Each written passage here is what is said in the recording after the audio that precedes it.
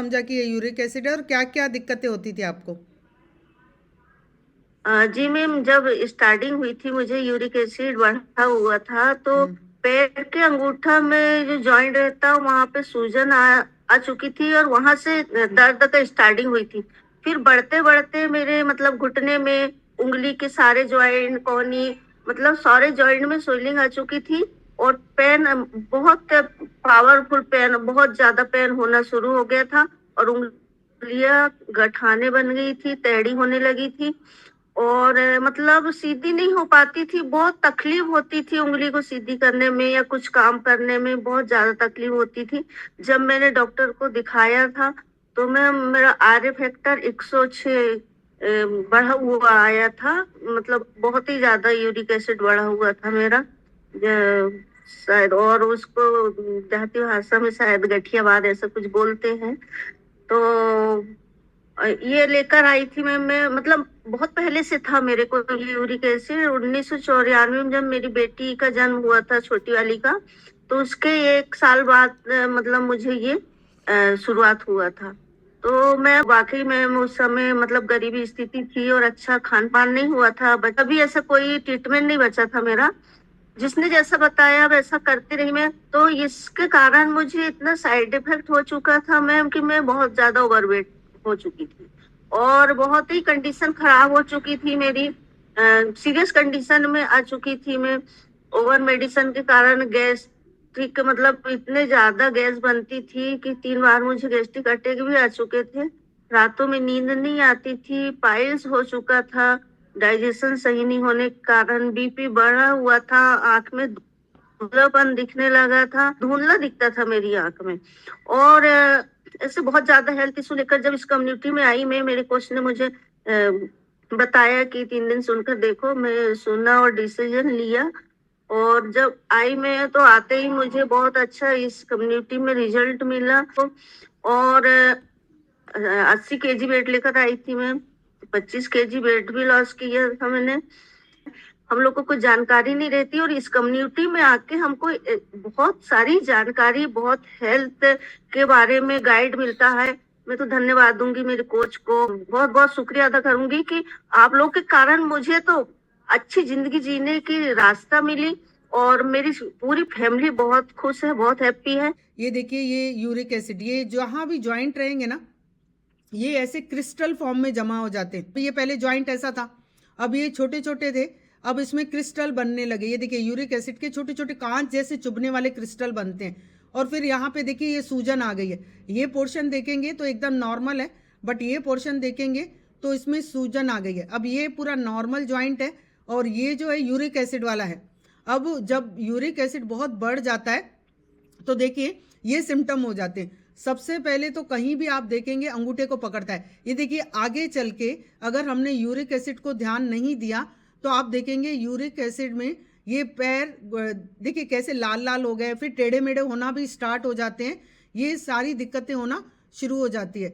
अब पैरों के तलवों में भी आप देखेंगे दर्द होना शुरू हो जाता है। अब जो मैं यूरिक एसिड की बात कर रही थी ना, तो आप देखिए ये जो यूरिक एसिड है, एवरेज यूरिक एसिड अगर आप देखेंगे कम है आपके शरीर में, 2.5 है बिलो, तो आप देखेंगे लैक ऑफ एनर्जी, आपकी एनर्जी अच्छी नहीं रहेगी और आपके शरीर में डिहाइड्रेशन मतलब पानी की कमी हो जाती है। और आप देखेंगे बोन्स में भी प्रॉब्लम जाएगी। और फिर यहाँ अगर देखा जाए तो 5 to 6 है ना, ये गुड है यूरिक एसिड का जो नंबर है। लेकिन अगर ये 6 और 7 तक पहुँच जाता है तो ये वार्निंग रहता है कि अभी आपके शरीर में अभी शुरुआत है। सबसे बड़ा कारण क्या होता है, बहुत सारे लोग नॉनवेज में मटन खाते हैं, है ना। अब जो मटन खाते हैं ना, उनमें क्या होता है, टॉक्सिन्स बहुत ज़्यादा जमा होते हैं। अल्कोहल ज़्यादा पीते हैं, स्मोकिंग ज़्यादा करते हैं। नॉनवेज के कोई भी जो फूड खाते हैं ना, ऐसे लोगों को मना किया जाता है, बिकॉज इसमें बहुत सारे टॉक्सिन्स बनते हैं और वही प्यूरिन के रूप में जाके हमारे जॉइंट्स में जमा हो जाते हैं, जिसकी वजह से क्या होता है, बहुत सारी दिक्कतें होना स्टार्ट हो जाती है। अब इसकी शुरुआत कहाँ से होती है आप लोगों को पता है क्या? तो एक सिंपल सी भाषा में समझें कि हमारे खून में टॉक्सिन्स जमा है, मतलब हमारे खून में गंदगी जमा है और वो निकलेगी कहाँ से, किडनी से निकलेगी। अब जब तक हम लोग हमारे खून से वो गंदगी निकालेंगे नहीं, तब तक क्या होगा, हमारा जो शरीर है, हमारे शरीर में वो टॉक्सिन्स इकट्ठे रहेंगे। अब ना बहुत सारे लोग बोलते हैं चाय बिस्किट होना, मिठाई खाते हैं, तली भुनी चीज़ें हम लोग खा लेते हैं, तो ऐसे में कई बार कोल्ड ड्रिंक्स भी ले लेते हैं। अब सॉफ्ट ड्रिंक्स जितने भी रहते हैं ना, उसमें फ्रुक्टोज रहता है, और जो वो फ्रुक्टोज रहता है ना, उसमें भी आप देखेंगे शुगर आपके शरीर में जाता है।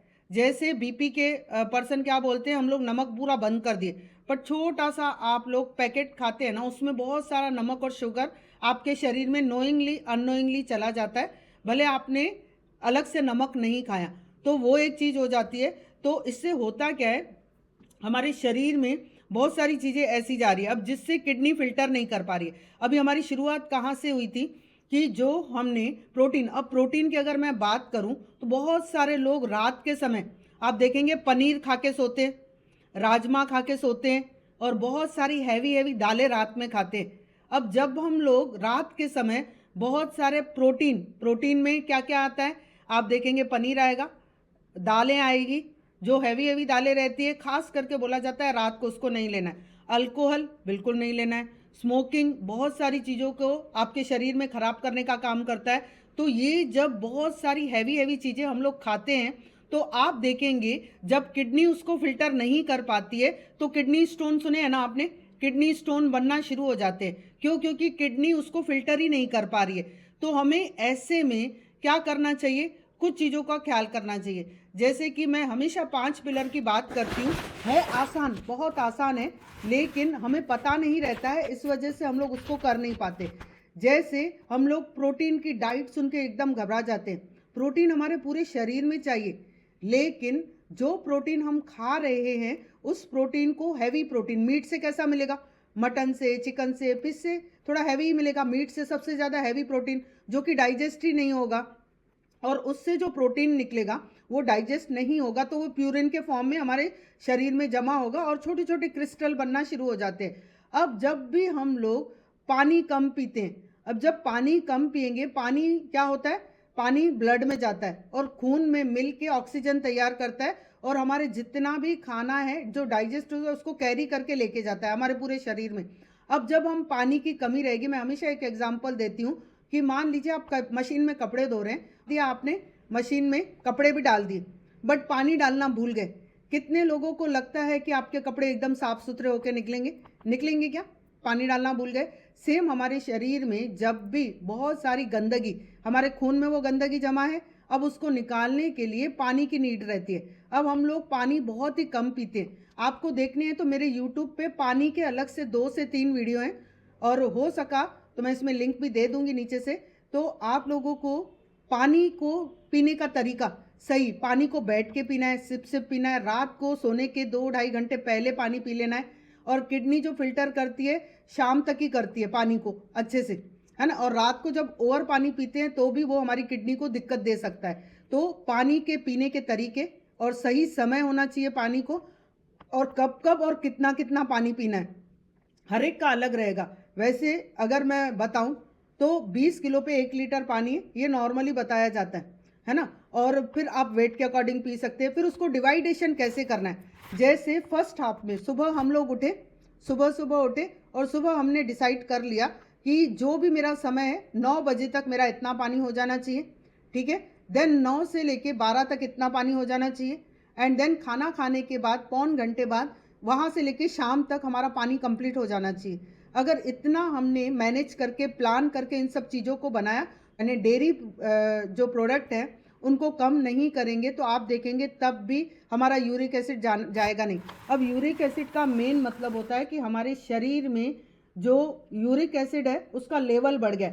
हमारे शरीर में बीपी सबको रहता है, शुगर भी सबको है, थायराइड भी सबको है, यूरिक एसिड भी सबको है, बट उसका लेवल जब कम और ज़्यादा हो जाता है इसको यूरिक एसिड है। अब अगर मेल की मैं बात करूं तो 3 से 7 तक जो रहता है मेल। अब मेल में ये ज़्यादा क्यों होता है, बिकॉज मेल स्मोकिंग और अल्कोहल ज़्यादा लेते हैं। आजकल तो फीमेल भी लेने लगी हैं, बट मेल में इसका परसेंटेज बहुत ज़्यादा रहता है यूरिक एसिड का। और ऐसे में जब प्यूरिन ब्रेकडाउन नहीं होगा, हम लोग देखेंगे जब भी हम लोग अल्कोहल लेते हैं तो अल्कोहल लेने की वजह से भी आप देखेंगे, अल्कोहल जब लेते हैं तो हमारे शरीर में विटामिन सी की कमी हो जाती है, पानी की भी कमी हो जाती है, जिसकी वजह से क्या होता है, हमारे शरीर में वो ठीक से प्यूरिफाई नहीं कर पाता है। अब अगर हमारा शरीर एसिडिक हो चुका है, अब एसिडिक को अल्कलाइन की तरफ लेके जाना है। कैसे लेके जाएंगे? हम बहुत सारा गैस पे चढ़ा हुआ फूड खा रहे हैं, है ना, गैस पे चढ़ा हुआ फूड खा रहे हैं, जिसकी वजह से क्या हो रहा है, वो प्रोसेस होके हम लोग जो खाते हैं उसकी वजह से यूरिक एसिड बन रहा है। और बहुत सारी चीज़ें ऐसी भी हैं, जस्ट अ मिनट, अचानक से कुछ भी नहीं होता, मतलब हमें क्या होता है, जैसे बाकी चीज़ों के सिम्टम आ जाते हैं ना, सिम्टम आएगा, कुछ ना कुछ हिंट देता है शरीर आपका। तो लेकिन इसमें क्या होता है, मान लीजिए आप रात को सोए और सुबह सुबह आपका पैर का अंगूठा, जो पैर का अंगूठा है ना, वो अंगूठा पैर का आपका इन्फ्लामेशन करेगा, मतलब पैर का अंगूठा आपका सूज जाएगा और एकदम आप चल नहीं पाएंगे। तो पहले पहले उठें और ऊपर का वार्म अप कर लें, जैसे गर्दन हिला लें, ये सर हिला लें। इसमें क्या होता है कि ब्लड सर्कुलेशन प्रॉपर एक जगह पे नहीं पहुंच पा रहा। देन स्लो स्लो हम लोग क्या कर सकते हैं, पैर के अंगूठे को धीरे से ज़मीन पे रख सकते हैं। और ये अचानक से आई हुई प्रॉब्लम है ना, ऐसे बता के आई नहीं। जब अचानक कोई भी चीज़ आती है तब हमारी समझ में कुछ आता नहीं है। तो यहाँ पे अभी हमें करना क्या है, हमें अभी कुछ चीज़ों को ध्यान देना है। अब हमें ये तो पता चल गया कि यूरिक एसिड की वजह से हमारे शरीर में एसिड ज़्यादा है। अब एसिड को अल्कलाइन के पास लेके जाना है। अब हम जो भी खा रहे हैं, प्रोसेस फूड खा रहे हैं, है ना, बाहर से जो डब्बे बंद चीज़ें हैं उनको ला रहे हैं, और घर पे भी जो बना के खा रहे हैं बहुत ज़्यादा गैस पे। कुछ कुछ चीज़ें ऐसी रहती है बिना गैस पे पके हम खा नहीं सकते, है ना, लेकिन कुछ कुछ चीज़ें ऐसी रहती है जिसे हम लोग कच्चा खा सकते हैं, बट हम उसे बहुत ज़्यादा भुन भुन के, पका पका के, मसाले डाल डाल के हम लोग उसे पकाते हैं।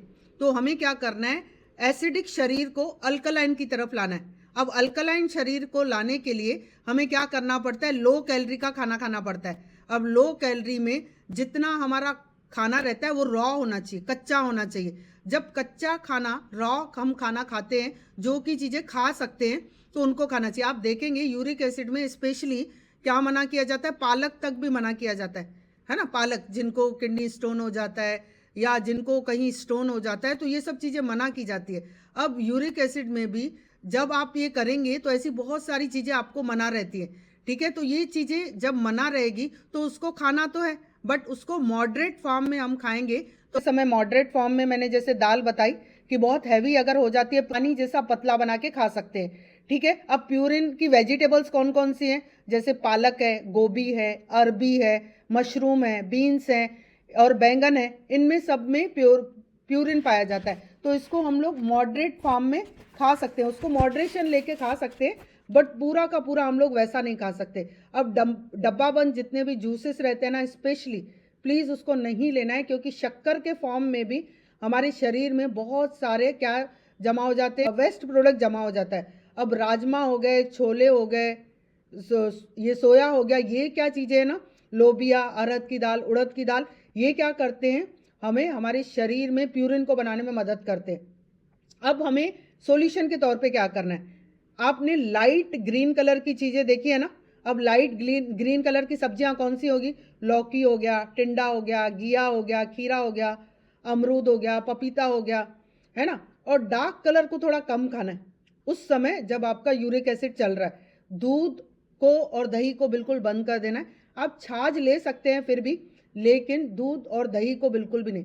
और बहुत सारी चीज़ें ऐसी हैं, जैसे कि एलोवेरा कोई ले सकता है, गिलोय को बोलते हैं, खीरा हो गया, खीरा ले सकते हैं, शाम तुलसी लेते हैं, ऐसे बहुत सारी चीज़ें हैं, कई लोग उसका जूस भी बनाते हैं, ठीक है। और एक और चीज़ कर सकते हैं कि रात को हमने ब्रश करके सोए और सुबह सुबह लार के साथ पानी को पीना है, चबा चबा के बोलते हैं ना, हमेशा बोलते हैं खाने को पियो और पानी को खाओ, ऐसे हमेशा बोला जाता है हमारे आयुर्वेदा में। वो भी खास करके इस चीज़ों को, जो सुबह की लार रहती है ना, वो बहुत ही अच्छी रहती है। तो सॉल्यूशन के तौर पे मैंने क्या बताया, टेक अवे क्या लेना है हमें यहाँ से, कि हमें ये चिप्स नहीं लेना है। और बहुत बार ऐसा भी होता है कि हम लोग दवाइयाँ लेते हैं, हमको एसिड कम हो जाता है, फिर हम भूल जाते हैं, हम लोग वापस से पुराने प्रोसेस पे आते हैं, क्योंकि हमारे शरीर में जो एसिड बन रहा है ना उसको बॉडी रिमूव कर रही है दवाइयों के थ्रू पे, फिर हम लोग क्या करते हैं वापस से वही चीज़ें खाने शुरू कर देते हैं। तो हमें फल और सब्जियों को ऐड करना है और बहुत ज़्यादा मेडिसिन पे डिपेंडेंट नहीं रहना है, क्योंकि बहुत सारी मेडिसिन भी ऐसी रहती हैं जो हमारे शरीर में प्रॉब्लम क्रिएट करती हैं। हर मेडिसिन पे आप देखेंगे साइड इफ़ेक्ट लिखा रहता है ना, पर हम उनकी तरफ ध्यान नहीं देते हैं। मेडिसिन को लेना है, बिल्कुल लेना है, एमरजेंसी में लेना ही है, क्योंकि मेडिसिन चाहिए, लेकिन उसको ज़िंदगी भर का सहारा नहीं बनाना है। मेडिसिन को धीरे धीरे अपनी लाइफ से कम करना है। तो बिस्किट, चिप्स, चाउ माऊ, जो आप मोमोज, बर्गर्स ये खाते हैं, इसको थोड़ा कम करिए। और पानी, जो हमें लगता सिंपल है ना, लेकिन काम बड़े बड़े करता है। आप पाइप में फंसा हुआ कचरा कौन निकालेगा? पानी ही निकालेगा ना।